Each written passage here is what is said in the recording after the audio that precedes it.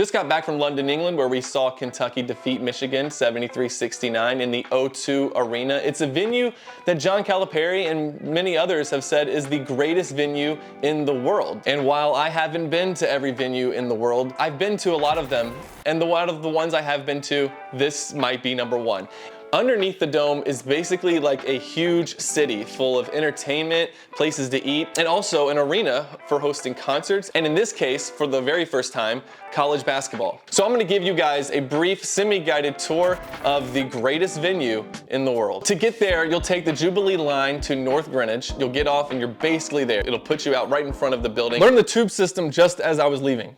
So that was good. This place is massive, but it's basically like a huge tent. So the weather that you're experiencing outside is gonna be kind of similar to what you're experiencing inside. And it was rather cold that day. There's all kinds of entertainment, cuisines from all over the world. There are actually 38 restaurants in this place. I saw some people with British accents shooting basketball. And so I had that like American arrogance of like, I'm gonna show you guys how we ball back in the States.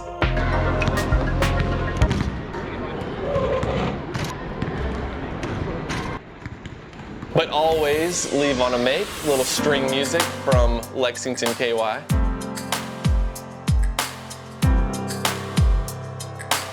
There's a place called the Toka Social that we actually went back the next day to check out.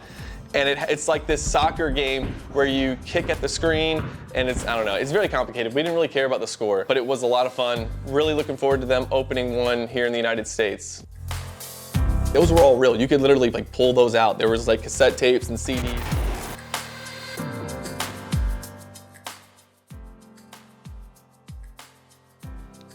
Just did some window shopping, browsing around. Didn't find anything.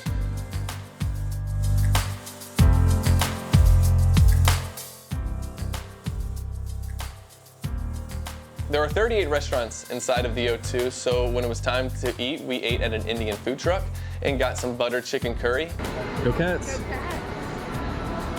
Go Cats! Big Blue! Yes, sir.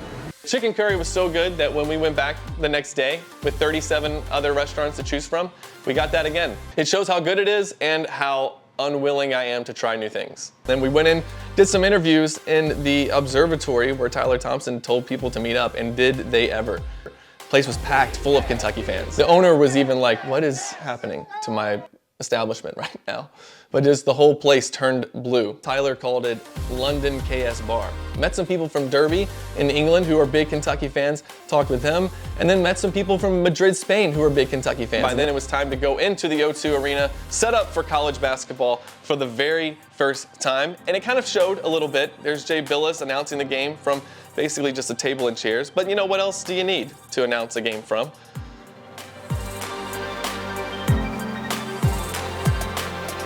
Basically a home game for Kentucky, as you see KSR's Tyler Thompson there. And we'll go backstage, just a little bit backstage, showing where I was doing most of my work from.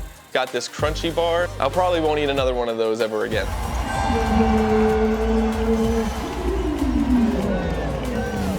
Now again, this stadium held about 20,000 people, but they had curtains put up to make it to where the empty seats wouldn't look so bad. And I loved how each one of these suites had their own bartender right there. Now, this thing was completed in 2007, and then in 2012 was used for the Olympics, the Summer Olympics. And again, it was mostly blue crowd. And it had that sort of NCAA tournament feel where the fans are getting into it.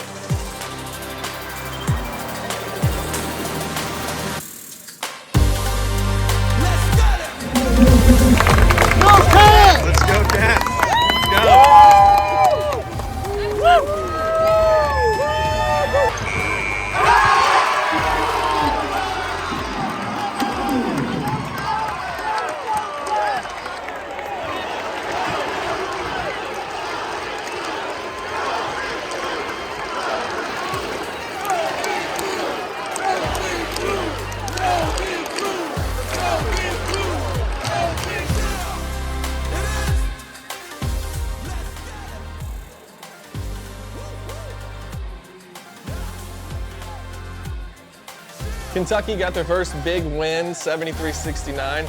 Did some post-game wrap-ups. Tyler and I did a rapid reaction. And then we actually couldn't find our way out of the arena. We got stuck. We had to get help to get out of there. We finally did. Got on the train and headed back to the hotel. And that was the end of my first experience at the O2 Arena. Actually went back the next day to go to that Toca Social, and it was a really cool venue. Maybe the best in the world. I don't know. I'll have to check out all the other venues in the world, and then I'll get back to you and let you know if that ranks as #1. But as of right now, it's #1. For Kentucky Sports Radio, I'm Steven Peake.